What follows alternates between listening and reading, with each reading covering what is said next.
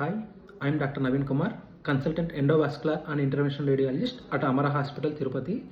ఇవాళ మనం cerebral digital subtraction angiogram గురించి తెలుసుకుందాం.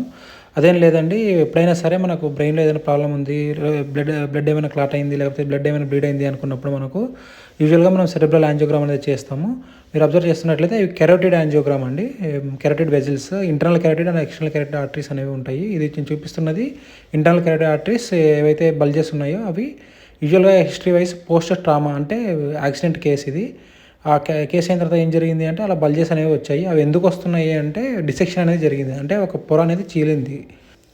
ఇంకా ఆపోజిట్ సైడ్ కూడా అండి, ఐసీఏ దగ్గర మనకు అబ్నార్మల్గా రెడ్ కలర్ యానో ఇండికేట్ చేస్తుంది చూడండి. అబ్నార్మల్ బ్లష్ అనేది ఉంది. అది ఎందుకు వస్తుంది అంటే ఆర్టరియల్ ఫేజ్లో అబ్నార్మల్ కనెక్షన్ అనేది ఏర్పడింది. డ్యూరల్ ఏబీ ఫిష్లా అంటారు. అలా డ్యూరల్ ఏబీ ఫిష్లా ఉండడం వల్ల అబ్నార్మల్ కనెక్షన్ అనేది ఏర్పడింది. ఇది ఇంకో యాంగిల్లో మనకు ప్రొజెక్ట్ చేసి చూపిస్తున్నాం రెడ్ కలర్ యారోతో.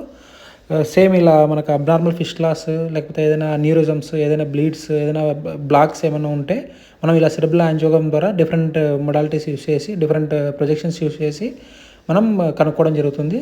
ఇవన్నీ మనకు బ్రెయిన్ వెజిల్స్ అండి. మనకు ఏదైతే ఇక్కడంతా ఫిల్ అవుతున్నాయో బ్రెయిన్ అంతా బ్లడ్ సప్లై బాగానే ఉంది. బట్ ఏంటంటే మనకు ఉండేది ఇక్కడ ఒకటి ఫోకల్గా కొంచెం థిక్కెండ్గా ఉంది కదా, అలాంటి థిక్కనింగ్స్ మామూలుగా అన్యూరిజమ్స్ అలాంటివి ఉంటే ఏమైనా సీరియస్ కన్సర్న్, అవి మనం మెడికల్ మేనేజ్మెంట్ చేసినా సరిపోతుంది. ఇది పోస్టీరియర్ సర్క్యులేషన్ కూడా మనం చెక్ చేయడం జరుగుతుంది. అంటే సెరిబెల్లం, బ్రెయిన్ స్టెమ్ వాటికి కూడా మనకు బ్లడ్ సప్లై ఈ వెజిల్స్ నుంచి మనకు వెళ్తుంది. సో ఇలా మనం యూస్ చేసుకోవచ్చు. ఈ పేషెంట్ మనకు హాస్పిటల్ రీచ్ అయ్యే టైంకి బ్రెయిన్లో ఆల్రెడీ ఇన్ఫాక్ట్ అనేది డెవలప్ అయిందండి. ఒకవేళ వాళ్ళు మనకు ఇన్ఫాక్ట్ డెవలప్ అవ్వకముందే 6 hours లోపు మనకు రీచ్ అయ్యి ఉంటే, అట్లీస్ట్ 24 hours మనం అటెంప్ట్ చేసి ఉంటే లైఫ్ లాంగ్ డిసెబిలిటీని మనం అవాయిడ్ చేసి ఉండేవాళ్ళం.